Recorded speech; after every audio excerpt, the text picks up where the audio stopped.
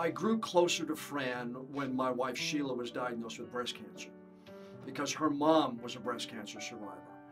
And the strength that Fran showed in helping her mom, I don't know if I fed off of it or what, because I mean, when you get that breast cancer diagnosis, somebody in your family, it's like a punch in the gut. But you as a caretaker have to be strong for everybody else around. And the fact that Fran was strong for her mom through the instances of her mom being sick, I really think I fed off that in a way. You know, everything that she's done, whether it be Weller's Wheels or Fran's Fans or emceeing the events that you talked about, she's always putting the community first. She's always trying to help, whether it be children at Christmas time, whether it be elderly who need a fan in the middle of the summer, or groups that need money or funds for fundraisers. I think the thing that shines with me about Fran is that she is always trying to put the community first in what she does. My mother's famous words were, cancer is not a death sentence.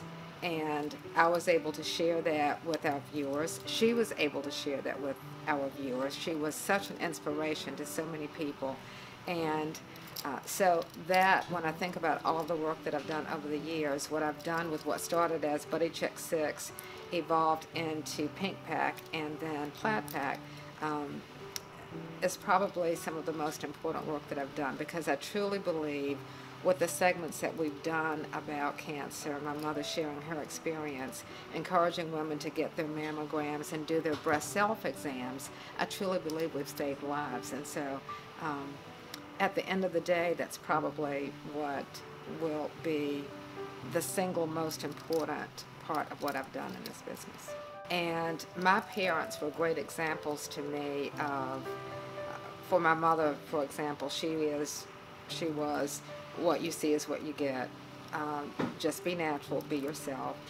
My father was a class act. He always did things with class, and so I kind of married the two and was able to become this TV personality from those two strengths.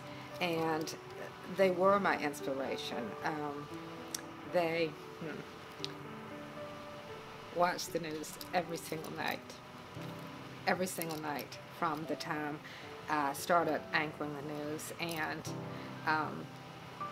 I always knew that if nobody else turned on the news, my parents were going to be watching. If you called my mother during the news, she was angry. My father, hope I can get through this, my father would say that I'm just so proud.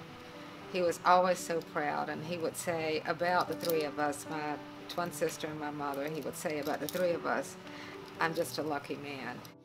A teacher, Fran's teacher, one time stopped me in a McDonald's and said, I remember she was in my class back in Harvard. She was just the greatest student. And, you know, you hear those stories, and knowing that Fran grew up here, I think she's proud of hearing those kind of stories, but I also think she's really proud of the work that she's done here, even though she has no idea how many people she's touched in that way. My Wilmington community, because I grew up here, became my family. And so that had a lot to do with why I stayed here. My parents were here. My twin sister was here. Then I created this family in this community. I have absolutely no regrets about staying here in Wilmington. If I had it to do all over again, so help me God, I would stay right here in Wilmington, North Carolina.